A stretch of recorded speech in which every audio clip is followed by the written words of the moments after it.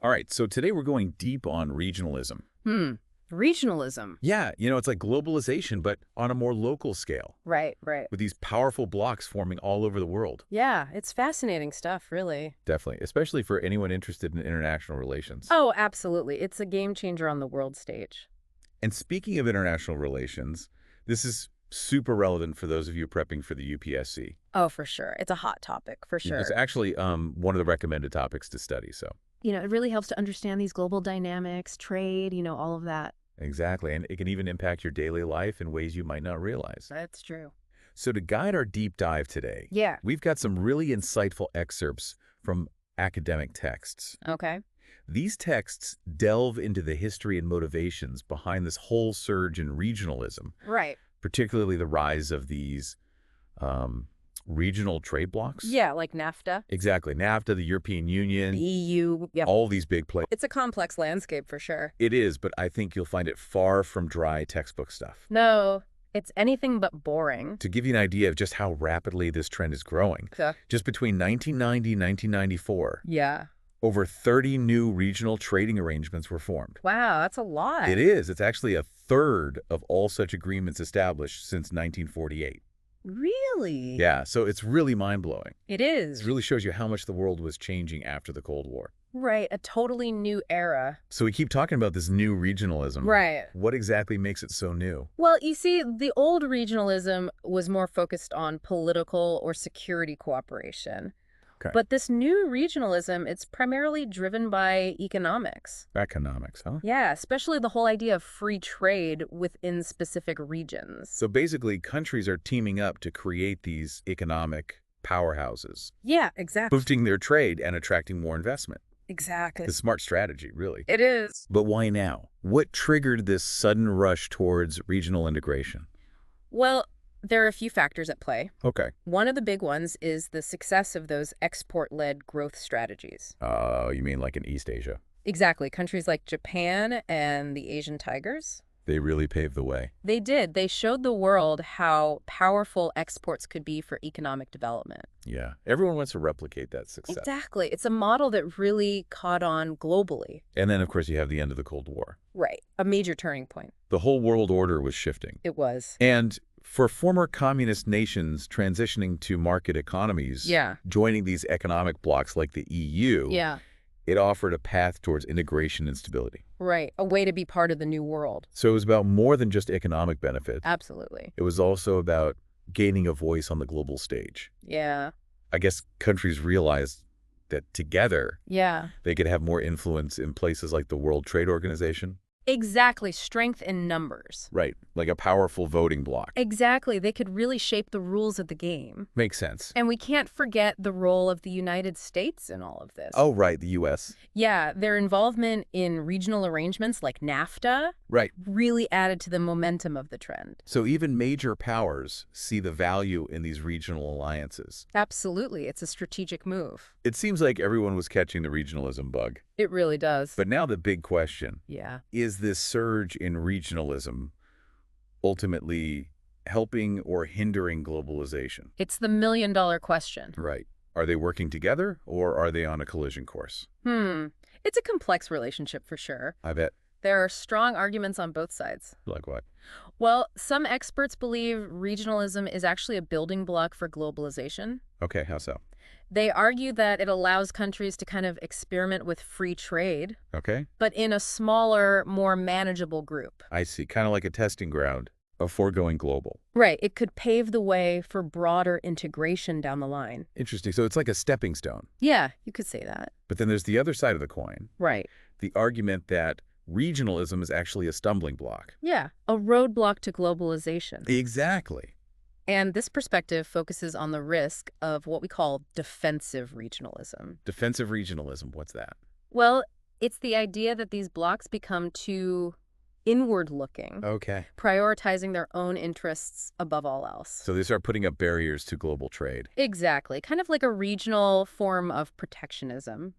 So it's like a double-edged sword then. Yeah, it really depends on how it's used. It can either strengthen globalization or create new fractures. Exactly. It's all about how it's wielded. And to add another layer of complexity to this whole thing, Oh, yeah, there's more. there's this phenomenon known as the spaghetti bowl. Oh, right, the spaghetti bowl. Yeah, have you heard of it? Yeah, I have. So this refers to the crazy proliferation of all these overlapping regional trade agreements. Right, it's a mess. Yeah, each with its own unique set of rules and regulations. Makes things pretty complicated. It sounds like a recipe for confusion. It can be, definitely. How do businesses even navigate this tangled web of agreements? That's a great question, and something we'll explore in more depth later on. Okay, good. But before we get lost in that spaghetti bowl, Right. let's switch gears for a bit and talk about some of the big thinkers in regional integration. Okay, sounds good. Who are we talking about here? Well, we'll be diving into the ideas of David Mitrany, Cool. Karl Deutsch, All right, and Ernst Haas. perfect. I'm ready to hear what they have to say. Yeah, these scholars have really shaped our understanding of how regions integrate and what it all means for the global landscape. All right, let's get into it. Yeah, let's do it. Okay, so we've laid the groundwork, Yeah, explored this whole surge in regionalism right. and how it all ties in with globalization. It's a pretty complex relationship. It is. But now I really want to dig into the minds of some of the thinkers Yeah, who have really wrestled with this whole idea of regional integration. right. Like David Mitrany, Mitrany. Karl Deutsch, Yeah. and Ernst Haas. These guys, their ideas are super important. Oh, they are. They really provide a framework for understanding how this whole trend works. Yeah, like why it happens, how it unfolds, what it could all lead to. Exactly. And the amazing thing is, Yeah, their theories are still relevant today. it's true, even in this crazy, fast-changing world. It is. So let's start with Mitrany. Okay, Mitrany. He was a big proponent of functionalism. Right, functionalism. So what's that all about? Well, Mitrany believed that international cooperation, Yeah. it kind of starts small, Okay, with countries working together on practical stuff, practical stuff, like what? like managing shared resources Uh-huh. or coordinating transportation networks. Right, so like very concrete issues? Exactly. And as they start to see the benefits of working together, Yeah. this cooperation can spill over into other areas, Okay. eventually leading to closer ties. So they start with small, practical solutions, Right. build trust, Yeah. and gradually expand their cooperation.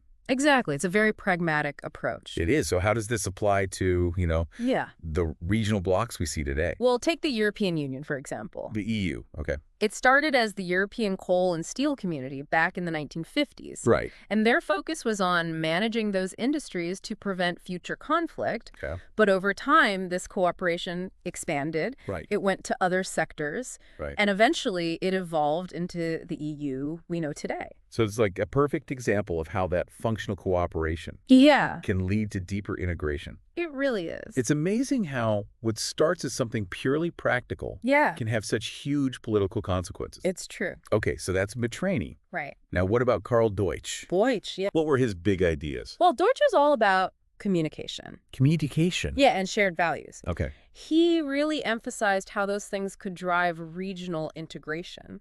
Interesting. He argued that countries could form what he called security communities, Security communities. Okay. where they're so interconnected Yeah.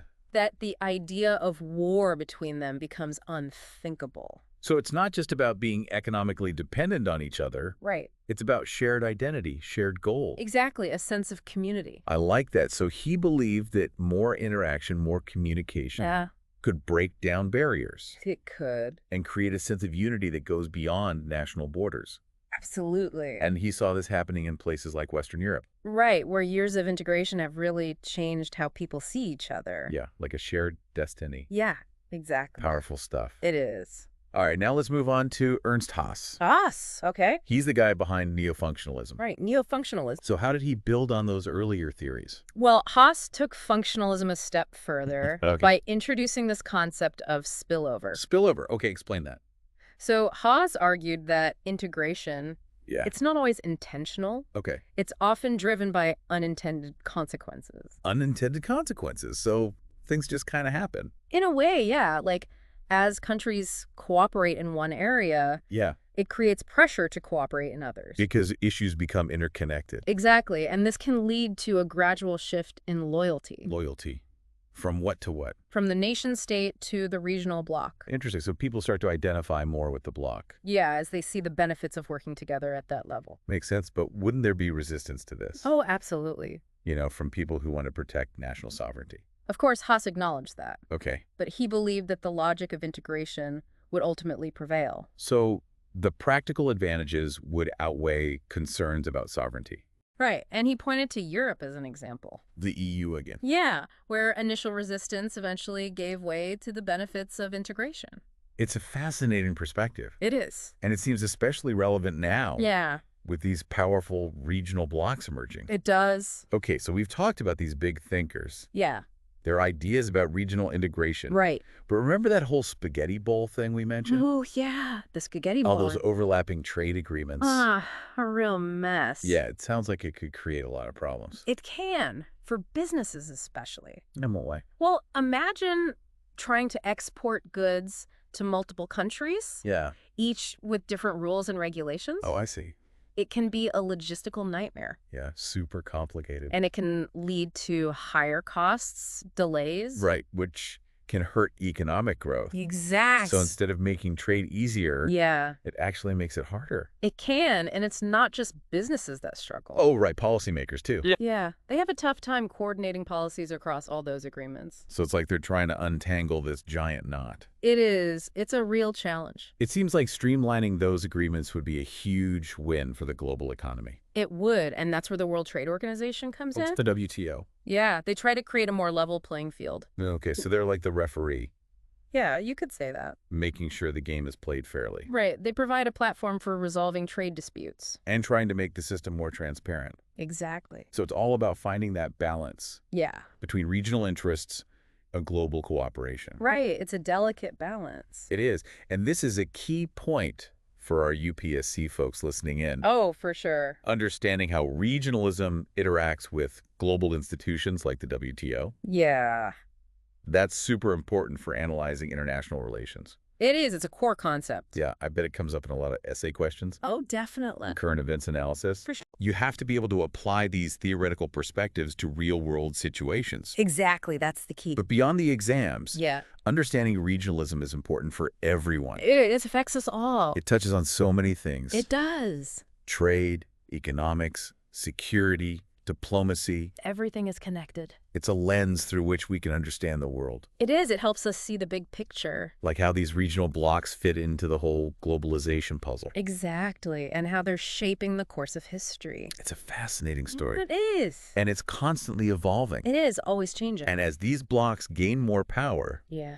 the big question becomes, What's that? how will they relate to the existing global order Right. Will they challenge it? or become part of it, Yeah, it's a crucial question. with huge implications for the future? Absolutely. And it requires us to think deeply about the historical context, Right. the theoretical frameworks, Yeah. and the real-world dynamics at play. All right, so we've explored the origins of this new regionalism. Yeah, We've dug into how it relates to globalization. right. And we've grappled with some pretty big ideas from influential thinkers. We have. So where do we go from here? What's next on our deep dive? It's kind of wild to think about, What's that? how something as theoretical as regionalism Right. can actually impact our everyday lives. Oh, it definitely does. In so many ways. It really highlights how interconnected the world is. Yeah, it's like a domino effect. It is, decisions made in one region, they can have ripple effects across the globe. Totally impacting everything. It's true. Trade, politics, even culture. It's all connected. It really is. And it's constantly evolving. Speaking of interconnectedness, Yeah. let's go back to that spaghetti bowl for a second. Oh, right. The spaghetti All part. those overlapping trade agreements. Yeah. Not the easiest thing to manage. Sounds like a real headache for businesses. It can be. Like, how do you even keep track of all those different rules and regulations? It's tough, especially if you're trying to export to multiple countries. Right, each one with its own set of tariffs and standards, Exactly. It can create a lot of extra costs and delays. which can hurt economic growth. It can. It's not very efficient. So it's almost like it defeats the purpose. In a way, yeah, instead of simplifying trade, it makes it more complex. Yeah, it's counterintuitive. It is, and policymakers also struggle with this. Oh, right. They have to deal with all those agreements, too. Exactly. It's a constant balancing act. Trying to juggle regional interests with global trade goals. Right. It's like trying to untangle a giant knot. It seems like streamlining those agreements would be huge for the global It economy. did. It would make things so much smoother. And that's where the World Trade Organization comes in. The WTO. Yeah. They're trying to create a more level playing field for everyone. Exactly. A system where everyone plays by the same rules. So they're like the referees of global trade, Yeah, you could put it that way. making sure everything is fair and transparent. Right. And that's crucial for a healthy global economy. Absolutely. It's all about finding that balance. It is, between regional and global interests. But it's not just about economics, is it? No, not at all. Regionalism also affects security and diplomacy. Oh, absolutely. How so? Well, regional organizations, Yeah. they can play a key role in addressing security threats.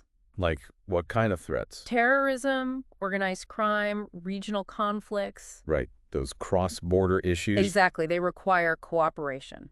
So regionalism can actually promote stability. It can, by facilitating dialogue and building trust. And for our UPSC listeners out there, Yeah. this is really important to pay attention to, how regional organizations are tackling security challenges. Right, and how they interact with global institutions like the UN. So much to think about. There is. Before we wrap up, though, Yeah. I want to touch on something you mentioned earlier, Yeah. the idea that these regional blocs could challenge the global order. Right, that they could become the dominant force. Yeah, shaping the rules to suit their own interests. It's a real possibility, especially as they gain more power. So it's like a shift in the balance of power. It could be, yeah, from nation-states to these regional blocs. That's a pretty big deal. It is. It's something we need to watch closely. Absolutely. It could reshape the whole landscape of international relations. It could? So as we wrap up our deep dive into regionalism, Yeah. I want to leave our listeners with a final thought. Okay. We've talked about competition, Right. but what about collaboration? Interesting. What if these blocs actually work together? To address global challenges. Exactly. Could they be the key to a more cooperative world? It's an inspiring vision. It is. Imagine them pooling their resources Yeah. to tackle issues like climate change. Right. Poverty, global health. It could be a game changer. It could, a force for positive change. It's a reminder that regionalism can bring us together. Instead of dividing us. Exactly. And in a world that feels increasingly fractured, Yeah. it's important to remember that we're all in this together. We are. Shared challenges require shared solutions. Well said. Well, on that note, Yeah. I think we've reached the end of our deep dive into regionalism. It's been a fascinating journey. It has. Thanks for joining me on this exploration. My pleasure. And to all our listeners, thanks for tuning in. We appreciate you. If you enjoyed this deep dive, Yeah. don't forget to like and subscribe. And share it with your friends. We'll be back soon with another deep dive into a topic that's shaping our world. Until then, keep exploring Keep learning. and keep asking those big questions.